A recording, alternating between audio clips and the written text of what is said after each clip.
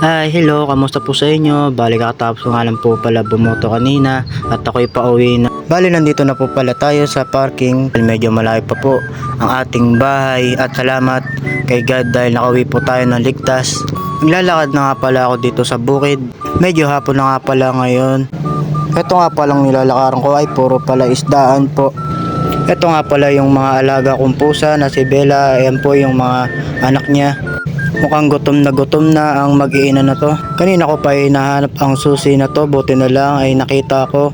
Ang hirap pala mag-video habang binubuksan ng padlock. Mabuti na lang ay nakisama naman ito at good itong nabuksan. Bumili nga pala ako ng soft drink dahil walang yelo sa tindahan. Grabe, uwa ko dito dahil sa sobrang init. Tuloy ang laway ko. May naisip nga pala akong gawin ngayon dahil may asikasuhin ako dito sa bahay na to. Dahil ayoko nang walang ginagawa, gusto ko may ginagawa dahil sayang ang oras. Nakita ko nga pala tong teddy bear na to sa baba kaya inangat ko siya dito sa may upuan. Ito nga pala yung naisip kong gawin, ayusin ng bubong kasi laging tumutulo dito. Sa gabi kasi malakas ang ulan kaya lagi dito tumutulo. Bali dito nga pala ako aakyat sa bahay ng aking bayaw. Ito nga pala yung tira kong coke kanina na babaunin ko sa bubong para kung sakaling tayo mauhaw ay may iinumin tayo. Para hindi na tayo bababa para uminom. Nandito na nga pala tayo sa bubong at nagdahan-dahan. Siyempre kailangan natin ng ingat. Mahirap na baka malagay tayo sa peligro. Hindi mo masasabi dahil ang aksidente ay hindi may iwasan. Bali ito nga pala yung ayusin natin, may tubig dito sa trapal na naiipon at dyan nagmumula ang tulo. Bali kumuha na rin pala ako ng gunting at tali. Bali kumuha nga pala ako ng upuan na akin pagtutungtungan para madali kong mailagay ang hollow block sa bubong na ating aayusin. Medyo may kataasan kasi itong ating bubong at itinulak ko nga ito pataas para madali kong maiabot pagka ako ay nasa bubong na, para hindi na tayo mahirapan. At kumuha nga pala ulit ako ng panal na straw. At ito nga ininom ko na nga pala ang natira kong coke dahil di na to malamig. At hindi na rin ito masarap na parang ikaw.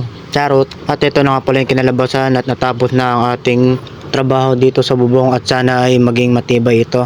At sa wakas natapos na rin ang paggawa natin ng bubong at hinihintay na lang namin ng teddy bear na to na umulan kung okay ang pagkagawa natin dito sa bubong na to kung wala nang tutulo. Ito nga pala yung next target ko noon na nakita ko na at inayos ko na rin. Kumuha lang ako ng pako at martilyo at ito ay aking pinukpok. Medyo dinahanda ko nga pala dito ang pagpukpok para hindi ka masaktan. Charot! Bali sa bandang kaliwa naman pala ang aking inayos at pinukpok. Nahirapan lang pala ako dito maghanap ng pako dahil sobrang liit niya at medyo madilim pa dito. Kaya pagkakita ko dito ay agad ko na itong itinusok dito sa kahoy at pinukpok ng dahan-dahan para hindi rin siya masaktan. Charot! Bali may konting liwanag nga pala dyan. Bali ayan pala po yung aming bintana. At sa wakas ay natapos na ang ating pinupukpok. Eto nga, tapos nga lang natin maligo. Grabe, sobrang sarap talaga sa piling pagbagong ligo. Naligo na pala ako dahil iba na talaga ang amoy ng aking katawan. Hinihintay ko nga pala yung ulan kung tutulo pa ba dito sa aking ginawa. Mulan na nga dito at ayun naman po ang resulta. Wala naman po tumutulo at okay naman po ang ating ginawa. Pagkatapos nga pala tignan ng bubong na ginawa ay nagluto naman ako ng nisin. Ito nga pala yung iuulam ko ngayon. Dahil umuulan kaya sakto ito ang binili kong ulam. Ito nga luto na ang ulam at sakto ako ay gutom na talaga. Nagtira nga pala ako dito ng ulam at kanin para sa mga alaga kong hayop. Ito nga nagagawa na nga mag-ina dahil gutom na talaga sila kanina pa. Kaya hanggang dito na lang, bye bye, good night, ingat.